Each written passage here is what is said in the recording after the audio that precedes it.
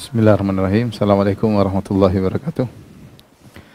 Alhamdulillahi ala ihsani wa syukru lahu ala taufiqihi wa amtinani. Asyhadu an la ilaha illallah wahdahu la syarika lahu ta'ziman li sya'ni. Wa asyhadu anna Muhammadan abduhu wa rasuluhu da'ala ridwani. Allahumma salli alaihi wa ala alihi wa ashabihi wa ikhwani.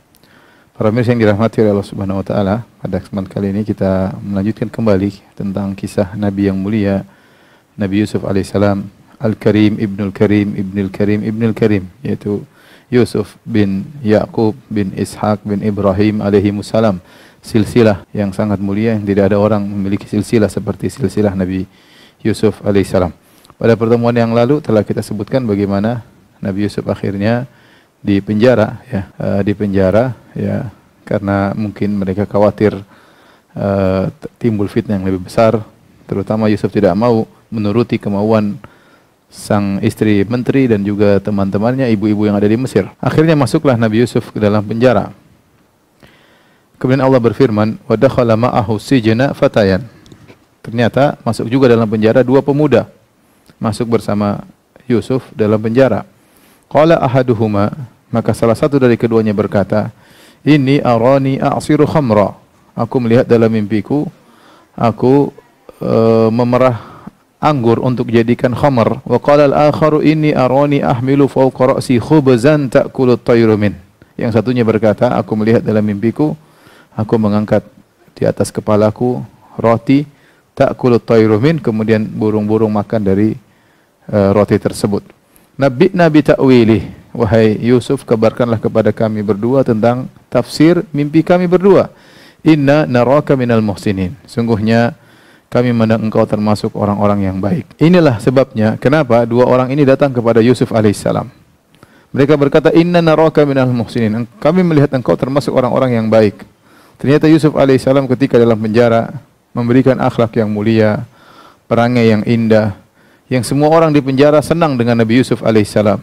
Mereka percaya dengan solehnya Nabi Yusuf alaihissalam. Bahkan kalau kita baca buku tafsir, bahkan sebagian orang sudah dikeluarkan dari penjara, ingin tetap di penjara. Kenapa? Agar bisa bersama Yusuf.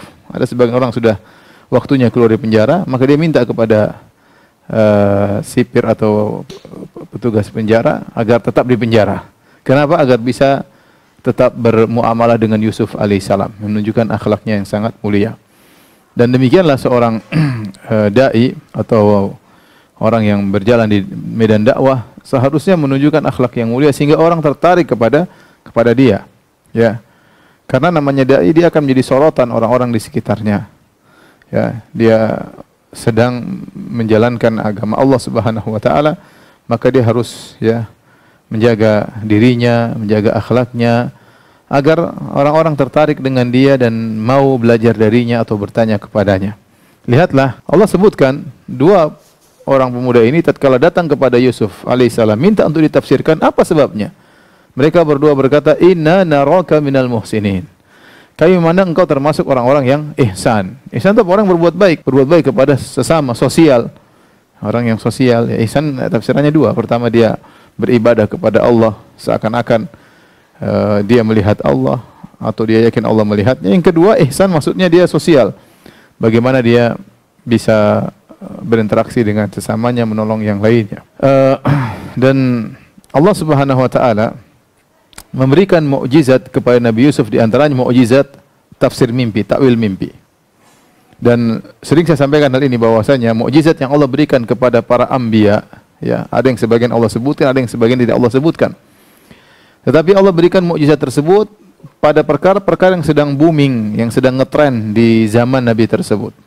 Ya, tetapi ini mengungguli yang lainnya. Contoh seperti Nabi Musa alaihissalam, di zaman beliau alaihissalam sedang ngetren namanya sihir, ilmu sihir tersebar, orang bangga kalau bisa jago sihir.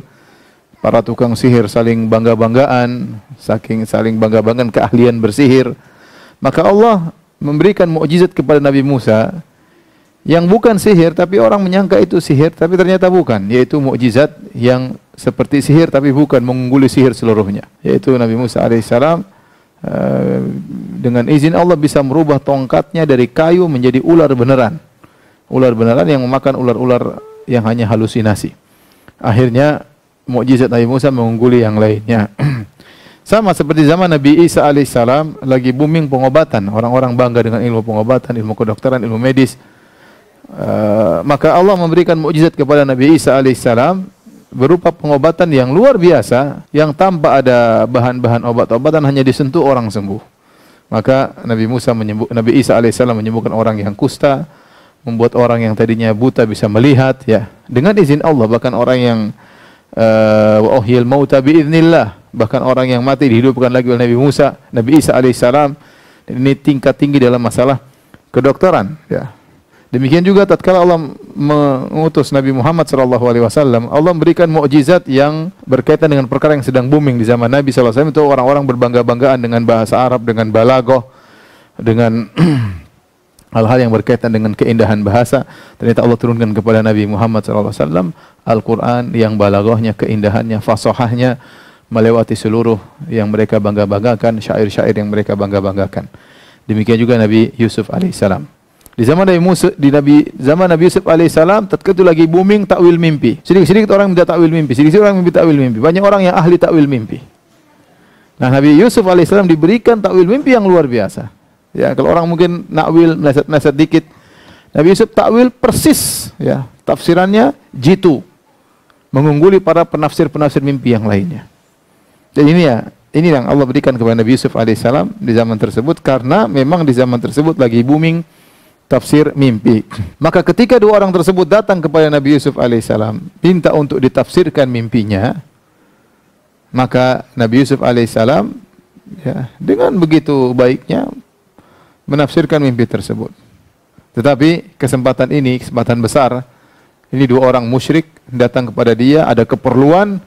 Maka saatnya Nabi Yusuf alaihissalam mendakwahi mereka. Apa kata Nabi Yusuf alaihissalam? Qala la ya'tikuma ta'amun turzaqanihi illa nabba'tukuma bita'wilihi qabla an ya'tiyakuma. Dzalikuma mimma 'allamani Rabbi. Kata Nabi Yusuf, wahai kedua sahabatku, la ya'tikuma ta'amun, ingat, kita akan datang jatah makan. Sebelum datang jatah makan, yang kalian berdua akan mengambil jatah makan tersebut, aku sudah akan menafsirkan mimpi kalian berdua. Tetapi sebelum saya nafsirkan, tenang aja, saya ingin bicara sesuatu, ya. Jadi lihat metode uslub Nabi Yusuf alaihissalam, dia tenangkan dulu kedua orang ini. Dia tenangkan kedua orang ini agar tenang bahwasanya tafsirnya akan ditafsirkan oleh Nabi Yusuf alaihissalam, tetapi sebelumnya kita akan bincang-bincang, ya. Karena kalau Nabi Yusuf tidak kabarkan hal tersebut, mereka tidak akan tenang. Nabi Yusuf bicara masalah dakwah, masalah yang lain, mereka akan gelisah. Dan ini subhanallah akhlak yang mulia. Jadi supaya mereka tidak gelisah, tenang. Pokoknya sebelum jatah makan datang, tafsir sudah selesai. Tafsir mimpi, takwil mimpi sudah selesai. Tapi kita ngobrol-ngobrol dulu. Subhanallah. Lihat bagaimana akhlaknya Nabi Yusuf alaihissalam. Para ulama mengatakan bahwasanya mereka dalam penjara gelap, tidak mengenal mana siang, mana malam, yang jelas mereka sehingga terkadang jadwal dengan jadwal makan. Sehingga mereka mengenal jadwal dengan jadwal, bentar lagi makan. Ya, berikutnya berapa jam lagi kira-kira makan, seperti itu. Mereka ada jadwal makan. Dan ini pelajaran bagi kita. Kalau kita lagi di posisi atas, orang datang lagi butuh sama kita, apapun posisi kita, sebagai direktur, sebagai owner, sebagai penasehat, atau sebagai atasan, ya, atau sebagai majikan, sebagai dokter, kalau ada orang lagi butuh sama kita, ya, ini kesempatan bagi kita untuk memberi masukan, ya. Itu sesuai dengan kadar yang seperlunya bagi orang tersebut. Kenapa? Karena orang tersebut kalau lagi butuh sama kita, dia datang dalam kondisi merendah. Dia akan mendengar apa yang kita sampaikan. Oleh karena sebagian kawan berdakwah sebagai dokter, dia dakwah. Orang tidak pakai jilbab bisa dipakai jilbab. Kenapa? Dokter, dia sampaikan. Kenapa? Orang yang lagi berobat sama dia lagi benar-benar mendengarkan. Kemudian lagi-lagi benar-benar butuh kepada dokter tersebut. Maka dokter tersebut dakwahi begini, sebaiknya anti pakai jilbab, atau bu, anaknya tolong pakai jilbab, berdoa kepada Allah, insya Allah penyakitnya disembuhkan oleh Allah, tapi harusnya begini. Itu orang bisa pakai jilbab, yang mungkin kalau ustadz yang ngomong belum tentu mau didengar. Kenapa? Karena posisi dia lagi membutuhkan. Posisi pasien tersebut lagi butuh kepada dokter. Maka saya ingatkan kepada kawan-kawan yang kebetulan memiliki posisi di atas, gunakan kesempatan tersebut, ya. Kesempatan kita cari pahala. Hidup cuma sebentar, kita kumpulkan harta, kemudian kita akan pergi meninggalkan harta itu seluruhnya. Kalau bukan kita meninggalkan harta, harta yang meninggalkan kita. Pokoknya dunia ini akan kita tinggalkan atau akan meninggalkan kita. Oleh karenanya kalau kita di posisi atas, jangan lupa kita punya anak buah, jadi kesempatan kita kalau memungkinkan tentunya. Kita sebagai owner, sebagai atasan, bikin pengajian atau kita nasihati, bikin peraturan yang memungkinkan untuk mereka kerjakan. Inilah posisi Nabi Yusuf alaihissalam, orang datang lagi butuh sama dia, tidak langsung dia penuhi hajatnya. Tapi Nabi Yusuf alaihissalam bilang, tenang, hajat kalian akan saya penuhi, menafsirkan mimpi, tapi dengar dulu. Saatnya Nabi Yusuf kemudian mulai berdakwah. Apa Nabi Yusuf berkata? Zalikuma mimma 'allamani Rabbi. Sungguhnya tafsir mimpi ini yang aku bisa menafsirkan, mimma 'allamani Rabbi. Sungguhnya aku ini diberi ilmu oleh Allah Subhanahu wa taala. Jauh dari ujub, tidak mengatakan saya hebat. Ini ilmu Allah berikan kepada aku. Subhanallah. Bagaimana menyadarkan nikmat yang dia miliki kepada Rabbul Alamin yang sering dilupakan oleh orang. Orang kalau sudah dapat ilmu biasanya ujub, bangga, sombong, angkuh, mau pamerkan kehebatannya. Tetapi Yusuf alaihissalam langsung, dzalika mimma 'allamani Rabbi. Ini termasuk ilmu yang Allah berikan kepada aku, ilmu tafsir. Kata para ulama, ilmu yang Allah ajarkan kepada Yusuf banyak. Di antaranya ilmu pengaturan negara, ilmu menjadi bendaharawan negara yang nanti akan nampak ilmu Nabi Yusuf. Ya. Di antara ilmu-ilmu yang Allah berikan kepada dia, dan kita semua ilmu dari Allah Subhanahu wa taala, adalah ilmu menafsirkan mimpi. Tapi langsung Nabi Yusuf mengingatkan kedua orang tersebut kepada Allah Subhanahu wa taala, "Dzalikuma mimma 'allamani Rabbi." Ini ilmu aku dapatkan dari Allah Subhanahu wa taala. Kemudian Nabi Yusuf langsung masuk dalam dakwah. Perhatikan sini. "Inni taraktu millata qaumin la yu'minuna billah." Sungguhnya aku meninggalkan agama suatu kaum yang mereka tidak beriman kepada Allah. Wa hum bil akhirati hum kafirun, dan mereka kafir kepada Allah. Nabi Yusuf sedang berbicara tentang siapa? Tentang Kan'aniyun. Nabi Yusuf alaihissalam dahulu tinggal di Palestina bersama bapaknya Yakub alaihissalam, dan di Palestina sebelum datang Nabi Yakub alaihissalam tinggal di Palestina sudah ada suku-suku di situ, di antaranya suku Kan'aniyun, orang-orang Kan'an. Dan mereka berbuat syirik kepada Allah Subhanahu wa taala. Yang menakjubkan saya di sini, Nabi Yusuf alaihissalam dia sedang berhadapan dengan dua orang yang musyrik, tetapi dia tidak langsung mengatakan kesyirikan berkaitan dengan dua orang ini, tetapi dia berbicara tentang orang yang ketiga. Maka jadi mengatakan, aku sungguhnya di kampungku di Palestina, aku meninggalkan suatu kaum yang mereka berbuat syirik kepada Allah, mereka tidak beriman kepada Allah dan mereka kufur kepada hari akhirat. Ya, dia tidak langsung mengatakan ente berdua syirik, ente begini, tidak. Tapi dia maksud saya dia uslubnya dia tidak menggunakan kata ganti orang kedua. Dia sedang berbicara dengan kaum yang lain. Yang kaum ketiga ini sama akidahnya sama orang di depan dia. Ini agar Yusuf mengambil hatinya. Karena kalau Nabi Yusuf mengatakan sungguhnya kalian berdua tidak beriman kepada Allah, kalian berdua syirik, mungkin mereka menjauh. Tapi Nabi Yusuf bercerita tentang suatu kaum supaya mereka mengambil pelajaran. Padahal mereka berdua sama kaumnya Nabi Yusuf sama-sama syirik kepada Allah Subhanahu wa taala. Ini perlu dalam uslub metode dalam dakwah. Yang penting kan keberhasilan dengan cara yang terbaik ya. Tidak harus kita langsung serang, hujum, langsung to the point, tidak harus. Tidak ada yang mengatakan harus to the point. Ya, tidak ada yang kecuali kondisi tidak memungkinkan harus to the point. Oke. Tapi selama masih memungkinkan dan buah bisa kita lebih harapkan, ya kita semua akan berdakwah kepada tauhid insyaallah taala, apalagi orang-orang di atas manhaj salaf. Tetapi metode banyak ya. Taib.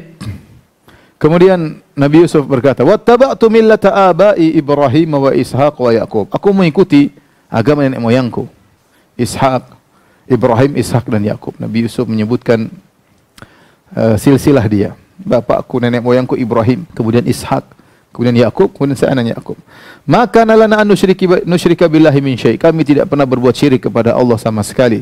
Dzalika min fadlillahi alaina wa 'alan nas. Sungguhnya tidak berbuat syirik itu adalah karunia dari Allah bagi kami dan bagi orang-orang yang tidak berbuat syirik. Walakinna aktsaran nasi la yashkurun, akan tapi kebanyakan orang tidak bersyukur. Ini benar, banyak orang tidak bersyukur, mereka tidak berbuat syirik. Oleh karenanya Al-Qurtubi tatkala mengomentari ayat ini beliau berkata, walakinna aktsaran nasi la yashkurun ala nikmatit tauhid wal iman. Betapa banyak orang tidak bersyukur atas nikmat tauhid dan iman. Banyak orang hanya bersyukur kalau diberi dunia. Nabi Yusuf alaihissalam mengatakan, saya bersyukur di atas tauhid sementara dalam penjara, dia lagi susah. Lagi susah dalam penjara, dia bersyukur kepada Allah di atas tauhid. Ya akhi, ya ukhti, kita dalam kondisi apapun kalau kita di atas tauhid itu nikmat luar biasa. Sementara orang lain mungkin dalam kondisi nikmat yang luar biasa, dalam kejayaan, tapi kalau musyrik percuma. Kejayaan mereka hanya sebentar, dunia ini fana. Setelah itu mereka akan masuk dalam jurang ya kebinasaan sejak di alam barzah sampai seterusnya abadi. Oleh karenanya nikmat tauhid harus kita syukuri. Lihat betapa banyak bermiliar-miliar manusia yang mereka di luar daripada tauhid, yang menyembah manusia, menyembah Nabi Isa, yang menyembah pohon, yang menyembah berhala, yang menyembah dewa, yang menyembah hewan, menyembah batu, yang menyembah orang mati, banyak sekali. Maka selama kita bertauhid, bersyukur kepada Allah Subhanahu wa taala. Ya. Makanya Nabi Yusuf berkata, walakinna aktsaran nasi la yashkurun. Banyak orang tidak bersyukur atas nikmat tauhid, atas nikmat iman. Orang bersyukur kalau dapat harta baru banyak bersyukur. Padahal di antara pemberian Allah anugerah yang sangat besar, seorang berada di atas iman. Kemudian mulailah Nabi Yusuf dari kata ganti orang ketiga, sekarang masuk kata ganti orang kedua. Langsung kepada kedua orang tersebut. Tapi Yusuf mengatakan, ya sahibai sijni. Ya sahibai sijni. Wahai penghuni penjara. Ya. Di sini kata para ulama, Nabi Yusuf mengungkapkan panggilan yang sama antara mereka berdua dengan Nabi Yusuf. Kita sama-sama dalam penderitaan yang sama. Sama-sama dalam penjara. Dan ini lebih mengena. Ya, dia tidak mengatakan wahai fulan, tapi dia mengatakan ya sahibai sijni, wahai penghuni, dua orang penghuni penjara. Kita sama-sama penghuni penjara. Maka kemudian Nabi Yusuf ajak dia berfikir, a'arbabun mutafarriquna khairun amillahul wahidul qahar. Apakah Tuhan-Tuhan yang bermacam-macam lebih baik ataukah Allah yang Maha Esa? Ya, Tuhan, sekarang berhala banyak. Ada berhala khusus buat ini, ada berhala spesialis buat ini, ada berhala buat ini. Ya, sebagaimana yang disembah misalnya di kaum musyrikin Arab, berhala mereka banyak. Kalau mereka butuh ini, mereka ke berhala ini. Kalau mereka butuh kemenangan dalam peperangan, pergi ke berhala ini. Kalau mereka butuh bikin rezeki, mereka ke berhala ini. Berhala punya spesialis masing-masing. Nah, apa kata Nabi Yusuf alaihissalam? Apakah berhala-berhala banyak yang kalian sembah itu lebih baik ataukah Allah yang Maha Esa? Yang Maha Esa, Maha Perkasa? Jawabannya tentu yang Maha Esa. Tentunya Tuhan itu harusnya multiple function, bukan cuma fungsinya satu ini, spesialis ini. Itu bukan Tuhan. Ya, yang lain tidak bisa, dia spesialis ini, tapi bukan Tuhan.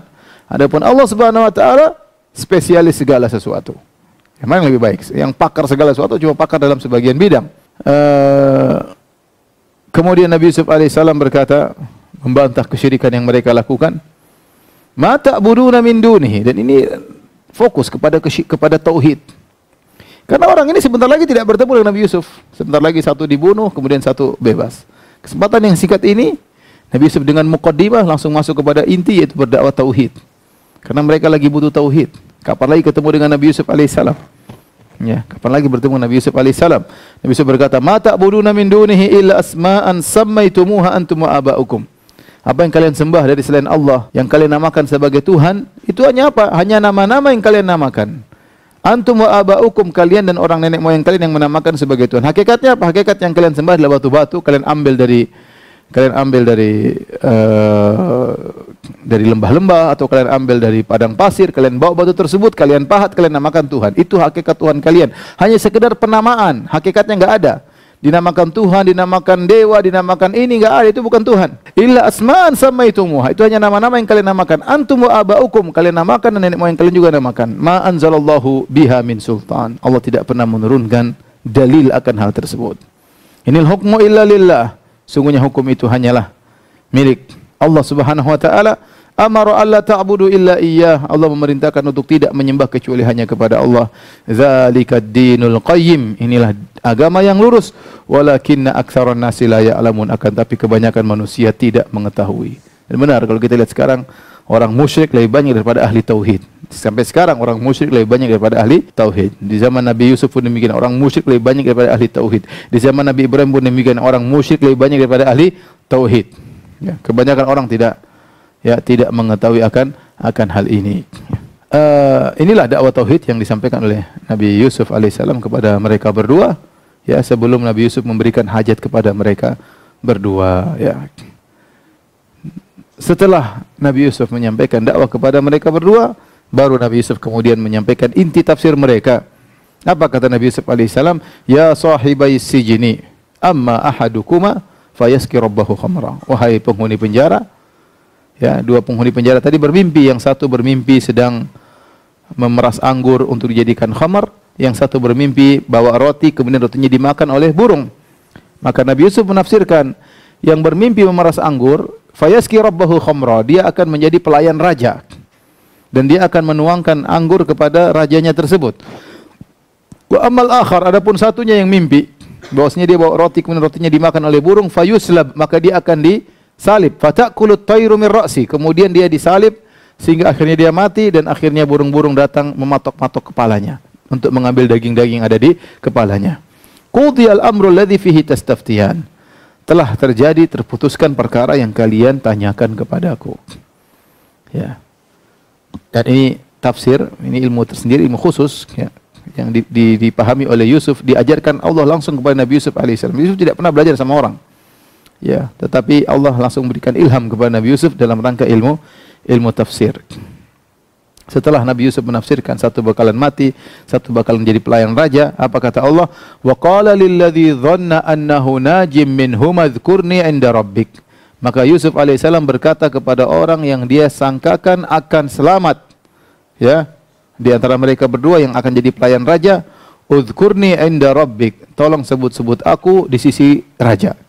Itu sebut-sebutkan kebaikanku. Nabi Yusuf alaihissalam dalam hal ini sedang bertawassul, yaitu minta tolong, dan ini boleh kita minta tolong kepada seorang, ya, sebut-sebut aku di depan raja, ya, karena Nabi Yusuf dipenjara dengan kezaliman, ya, siapa tahu dia dibebaskan oleh raja dengan menyebutkan kebaikan-kebaikan Yusuf.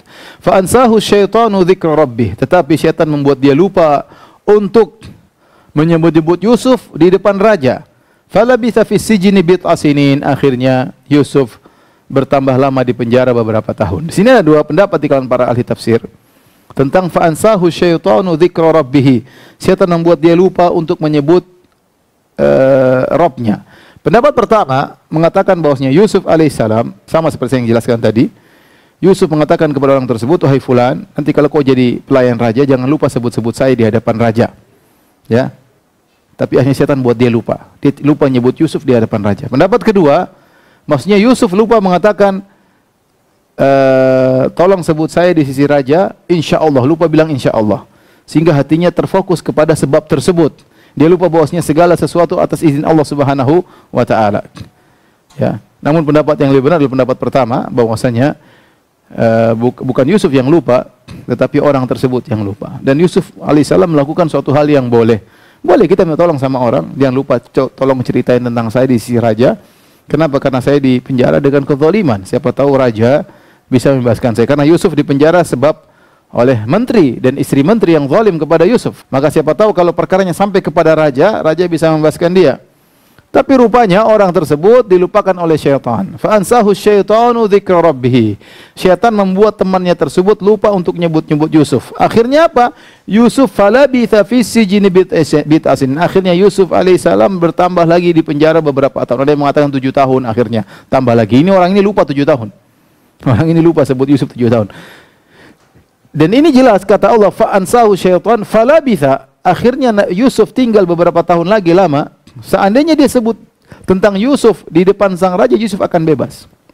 Tapi karena dia lupa, akhirnya Yusuf alaihissalam lebih lama di penjara selama 7 tahun. Taib. Nabi Yusuf bersabar dalam penjara. Apa yang terjadi? Ternyata setelah 7 tahun atau beberapa tahun, raja yang mimpi. Allah mentakdir ini mimpi. Kata Allah Subhanahu wa taala, wa qala al-maliku inni ara sab'a baqaratin simanin ya'kuluhunna sab'un ijaf wa sab'a sumbulatin khudrin wa ukhra yabisat ya ayyuhal mala'u aftuni fi ru'yaya in kuntum lirru'ya ta'burun. Raja berkata kepada punggawanya, kepada pembesar-pembesarnya, raja mimpi aneh, aku melihat 7 ekor sapi gemuk dimakan oleh 7 ekor sapi kurus. Sapi kurus datang makan 7 ekor sapi gemuk. Harusnya kebalik, sapi kurus kalah dengan sapi gemuk. Ini sapi gemuk dimakan sampai dengan sapi kurus. Terus bilangannya 7. Wa sab'a sumbulatin khudrin wa ukhra yabisat. Aku melihat juga 7 bulir, ya. 7 tangkai gandum yang hijau dan 7 tangkai lainnya yang kering. Ya ayyuhal mala'u, wahai pembesar-besarku, wahai menteri-menteriku. Ya, saya ingatkan tadi, mereka di zaman tersebut masyhur lagi booming tentang tafsir mimpi. Aftuni fi ru'yaya in kuntum lirru'ya ta'burun. Berilah fatwa kepadaku tentang mimpiku kalau memang kalian ahli menafsirkan mimpi. Rupanya ketika raja mimpi, dan ini menggelisahkan raja, maka raja paparkan mimpinya tersebut kepada menteri-menterinya. Ternyata mereka tidak bisa jawab. Perhatikan di sini, Allah mentakbir raja ini dengan al-maliku. Wa qala al-maliku, dan berkata sang raja. Allah tidak mengatakan wa qala Fir'aun, berkata Fir'aun. Sebagian ulama mengatakan seperti Tahir bin Asyur dalam tafsirnya Tahrir wa Tanwir, bahwasanya raja yang hidup di zaman Nabi Yusuf, dia bukan dari suku Akbat, bukan raja yang hidup di zaman Nabi Musa. Jadi Yusuf dulu baru Musa. Antara Yusuf alaihissalam dengan Musa ada yang mengatakan ratusan tahun, ya, ada yang mengatakan ratusan tahun, ya. Nah, raja yang hidup di zaman Nabi Yusuf, Allah ungkapkan dengan Al-Malik, berkata sang raja. Adapun raja yang hidup di zaman Nabi Musa, Allah ungkapkan dengan Fir'aun. Nah, ini dua gelar yang berbeda. Oleh karenanya sebagian ulama Tahir bin Asyur mengatakan bahwasanya dua orang ini dari suku yang berbeda. Adapun di zaman Nabi Musa alaihissalam, mereka berasal dari suku Akbat, suku Kipti yang ada sampai sekarang di Mesir, dan banyak di antara mereka saya dengar beragama Nasara. Suku Akbat, ya. Dan setiap pemimpin suku Akbat, penguasa suku Akbat namanya Fir'aun, disebut Fir'aun. Ya, disebut Fir'aun. Fir'aun itu gelar seperti presiden, seperti raja, seperti sultan. Ya, jadi sultannya Mesir dari suku Akbat namanya Fir'aun. Nah, sultan yang ada di zaman Nabi Yusuf namanya Malik, raja. Sehingga sebagian ulama mengambil kesimpulan bahwasanya suku yang ada di zaman Nabi Yusuf beda dengan suku yang di zaman Nabi Musa.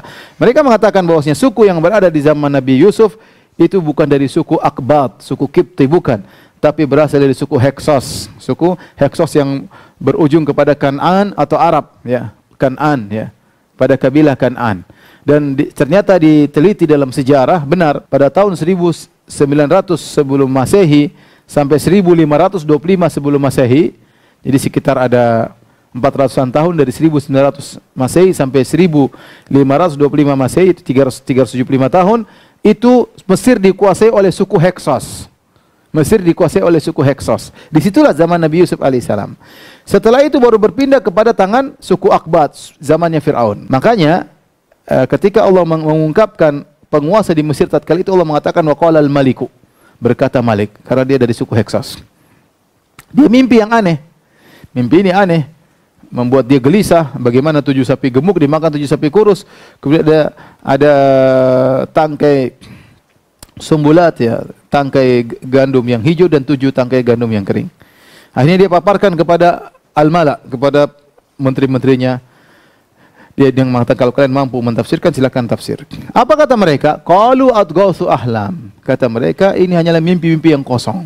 Jadi apa itu adghas? Adghas berasal dari dogas. Dogas itu apa? Dogas itu misalnya doksun adalah misalnya seorang mengambil kayu bakar, dia bawa rumput-rumput, kemudian ranting-ranting bercampur baur. Dia tidak beda-bedakan antara ranting yang satu dengan ranting yang lain, antara ranting dengan rumput, bercampur baur. Sehingga seakan-akan mereka berkata, para menteri tersebut, wahai raja, bagaimana kami menafsirkan mimpimu campur baur? Ya, bulat seperti benang kusut, kami tidak bisa menarik maksudnya. Tidak jelas.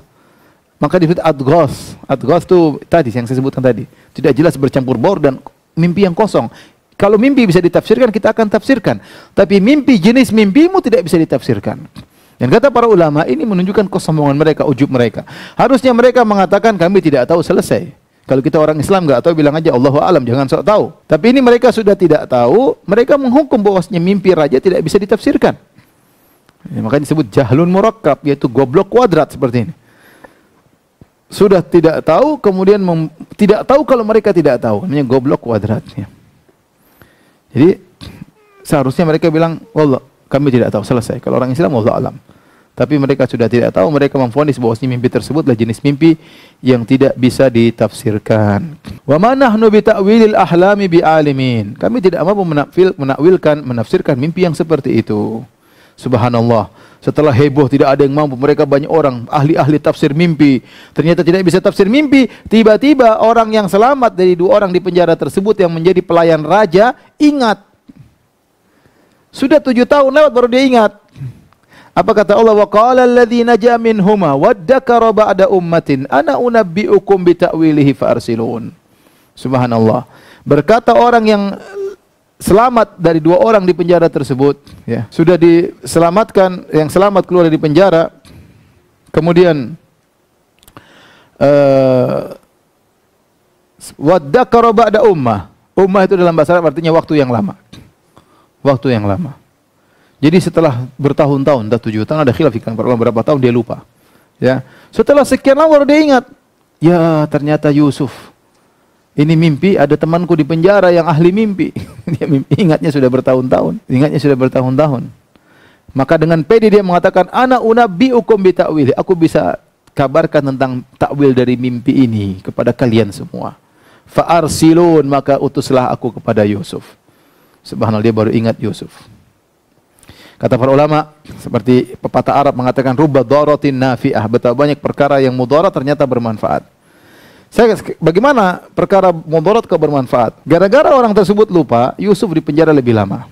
Ternyata di balik mudarat ini, Yusuf dipenjara lebih lama, Yusuf akan menjadi seorang pejabat yang luar biasa. Kita coba mundur kembali. Seandainya waktu Yusuf berkata kepada orang tersebut, wahai fulan, kalau kau jadi pelayan raja, sebut-sebut namaku di sisi raja.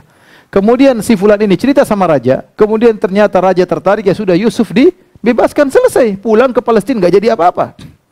Pulang ke Palestina ribut lagi dengan kakak-kakaknya. Ya, kalau dia pulang ke Palestina ribut sama kakak-kakaknya. Tetapi ternyata gara-gara orang tersebut lupa, setan buat dia lupa, tapi di balik kemudaratan tersebut ada manfaat. Akhirnya apa? Setelah 7 tahun raja yang mimpi. Kalau tadi 2 orang rakyat jelata yang mimpi, nggak ada pengaruhnya bagi Yusuf. Ini sekarang raja yang mimpi. Kemudian setelah raja mimpi, itu pun belum ingat, orang itu belum ingat. Kalau dia ingat langsung dia mengatakan, raja, saya punya kawan yang ahli mimpi. Tanyalah sama dia pasti bisa tafsirkan. Kalau orang tersebut sadar, ingat Yusuf langsung sebelum raja paparkan kepada menteri-menterinya, maka Yusuf tidak kelihatan mulia. Tetapi dia masih lupa lagi. Kapan dia baru ingat? Setelah raja paparkan kepada menteri-menteri. Setelah menteri-menteri tidak mampu untuk menafsirkan mimpinya, baru dia ingat, subhanallah. Baru nampaklah kemuliaan Yusuf. Artinya pemimpi ini nggak ada yang bisa nafsirkan kecuali Yusuf. Saya ulangi, seandainya dia ingat sebelum raja paparkan kepada menteri-menteri, kemudian Yusuf menafsirkan, selesai. Orang akan mengatakan, Yusuf bisa, kami juga bisa. Tetapi orang ini tidak ingat kecuali setelah raja paparkan mimpinya kepada menteri-menteri, semuanya enggak mampu, baru kemudian Yusuf mampu. Disinilah nampak keistimewaan Yusuf alaihissalam di hadapan yang lainnya. Akhirnya kata dia, fa'arsilun, wahai raja, utuslah aku kepada kawanku di penjara. Maka berangkatlah orang tersebut, pelayan raja tadi, datang kepada penjara ketemu Yusuf, kawan lamanya. Maka dia berkata, Yusufu ayyuhas siddiqu aftina. Wahai Yusuf, orang yang senantiasa jujur, aftina, berilah fatwa kepada kami, ilmu kepada kami tentang mimpi raja. Fi sab'i baqaratin simanin ya'kuluhunna sab'an ijaf. Tentang 7 ekor sapi yang gemuk yang dimakan oleh 7 ekor sapi yang kurus. Wa sab'i sumbulatin khudrin wa ukhra yabisat. Dan ada 7 tangkai gandum yang hijau dan 7 tangkai gandum yang kering. La'alli arji'u ila nasi la'allahum ya'lamun. Semoga aku bisa kembali kepada orang-orang dan aku kabarkan tentang isi mimpi tersebut. Lihatlah Nabi Yusuf alaihissalam, orang yang sangat pemaaf, dan dia tidak sama sekali tidak marah kepada orang tersebut. Dia tidak mengatakan, ente mana saja selama ini, 7 tahun enggak pernah tengok-tengok saya, 7 tahun tidak pernah datangi saya. Kenapa kau tidak sebut-sebut saya di hadapan rajamu? Tidak sama sekali. Yusuf pemaaf. Itu semua dilupakan sama dia. Dia tidak mencela orang ini sama sekali.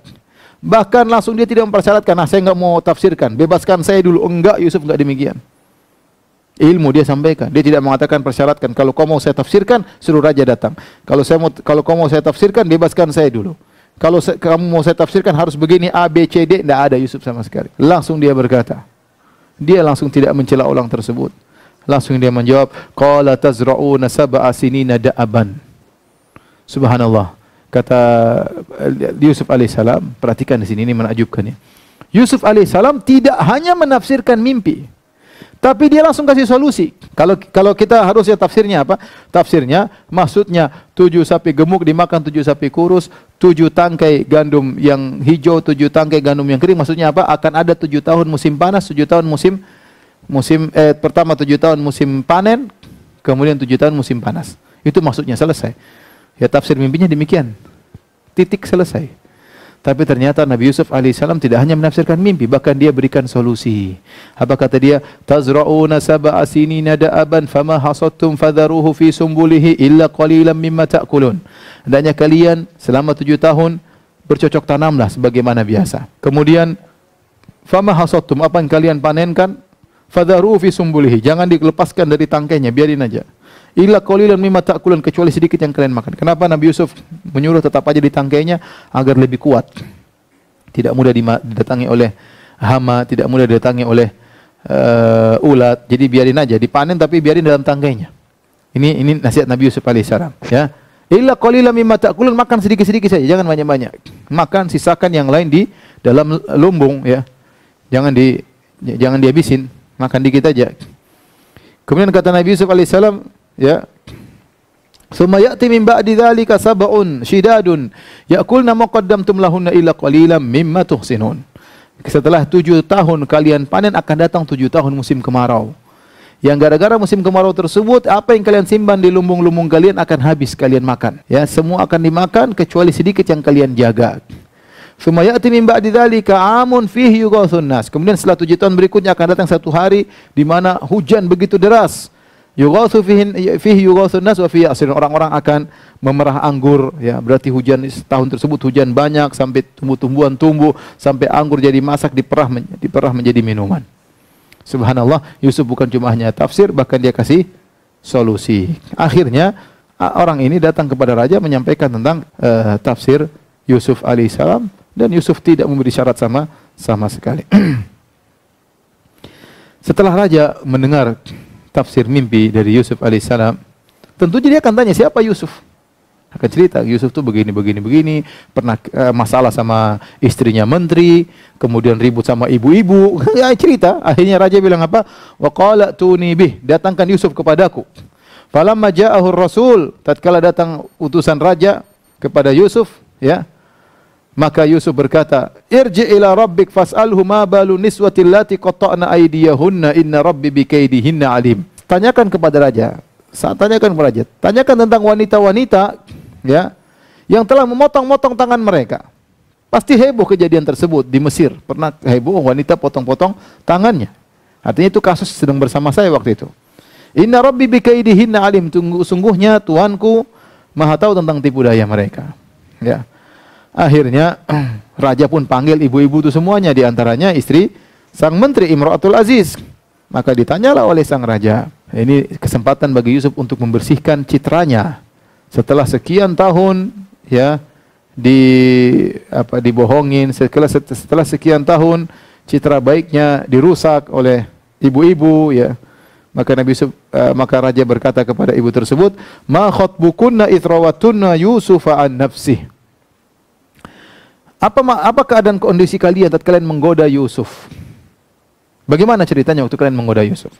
Apa kata ibu tersebut? Qulna hasya lillahi ma alimna alaihi min su. Kata mereka, Maha sempurna Allah. Ini isyarat kata para ulama bahwasanya mereka mengenal Allah. Mereka mengenal Allah tapi mereka musyrik. Makanya ketika kita sampaikan pada pertemuan lalu, ketika ketahuan Imratul Aziz, ketahuan suaminya, dia mengatakan, Yusuf a'rid an hadza wastaghfir li dzambik. Dia mengatakan, wahai Yusuf, berpalinglah engkau dari kasus ini, adapun kau istriku beristighfarlah. Jadi mereka ini bukan kaum Fir'aun, tapi mereka Heksos. Seakan-akan mereka juga mengenal Allah, tapi mereka berbuat syirik. Oleh karenanya mereka menjawab, Qulna hasya lillahi ma alimna alaihi min su. Kata mereka, Maha suci Allah, mereka sebut nama Allah. Kami tidak mengetahui keburukan pada Yusuf sama sekali. Qalat imra'atul azizil ana hashasal haq. Saat itulah kemudian istri Al-Aziz, permaisuri istri menteri yang pernah merayu dan menggoda Yusuf berkata, Al-ana hashasal haq. Sekarang telah jelaslah kebenaran. Ana rawatuhu an nafsi. Akulah yang merayu Yusuf. Wa innahu laminas shadiqin. Yusuf yang benar. Dia tidak merayuku, aku yang merayunya. Dzalika liya'lama anni lam akhunhu bil ghaib. Aku mengabarkan hal ini agar dia tahu bahwasanya aku tidak berkhianat. Suamiku tahu aku hanya sekedar merayu, tidak terjadi hubungan biologis. Lam akhunhu bil ghaib, tidak sampai terjadi hubungan biologis dengan Yusuf. Aku tidak berkhianat kepada suamiku. Wa annallaha la yahdi kaidal kha'inin, dan Allah tidak memberi petunjuk kepada orang-orang yang berbuat pengkhianatan. Kemudian dia berkata, dia sebut nama Allah. Ini isyarat bahwasanya mereka ini musyrikin, kenal Allah. Kemudian beda dengan Fir'aun. Kalau Fir'aun, "Mama Rabbul Alamin?" Siapa itu Allah? Siapa Tuhanmu? Dia mengingkari Allah kalau Fir'aun. Ini menunjukkan dua suku yang berbeda, menguatkan pendapat Thahir bin Asyur bahwasanya ini suku Heksos bukan suku Akbat. Kemudian wanita ini berkata, Imratul Aziz yang merayu Yusuf, "Wa ma ubarri'u nafsi, inna nafsa la ammaratun bisu illa ma rahima rabbi." Dan aku tidak menyatakan diriku bebas dari Aku tidak mengatakan aku suci. Wa ma ubarri'u nafsi, aku tidak mensucikan diriku. Inna nafsa la ammaratun bisu, aku mengakui bahwasanya jiwaku menyeru kepada perbuatan buruk. Illa ma rahima rabbi, kecuali nafsu yang diberi rahmat oleh Tuhanku. Inna rabbi ghafurur rahim, sungguhnya Rabbku Maha Pengampun lagi Maha Penyayang. Subhanallah. Dia minta ampun kepada Allah Subhanahu wa taala. Akhirnya jelaslah ternyata kasus yang selama ini menjadi misteri, Yusuf sampai di penjara bertahun-tahun, ternyata Yusuf yang benar, perempuan ini salah dan dia mengaku kepada sang raja. Akhirnya raja berkata, "Wa qalal maliku tuni bih." Kata raja, "Datangkan Yusuf sekarang. Astakhlishu li nafsi." Aku akan menjadikan dia orang dekat denganku, orang khusus, orang spesial. Falamma kallamahu, tatkala raja berbicara dengan Yusuf, qala innakal yawma ladaina makinun amin. Mulai hari ini wahai Yusuf, kau akan memiliki kedudukan yang tinggi di lingkungan kami dan kau akan menjadi orang yang terpercaya. Apa kata Yusuf tatkala ditawarin jabatan? Ingat, Yusuf tidak minta jabatan. Tidak minta jabatan, tapi dia dikatakan kau akan menjadi pejabat. Setelah diberikan jabatan baru dia memilih, saya ingin jadi ini, sesuai dengan kemampuan yang dia miliki. Baik, sampai sini aja kajian kita. Para pemirsa yang dirahmati Allah Subhanahu wa taala. Insyaallah masih ada satu lagi kisah Nabi Yusuf, seri terakhir, seri keempat pada pertemuan berikutnya insyaallah, mudah-mudahan hari Rabu malam ya. Demikian subhanakallah bihamdika asyhadu an la ilaha illa anta astaghfiruka wa atubu ilaik. Assalamualaikum warahmatullahi wabarakatuh.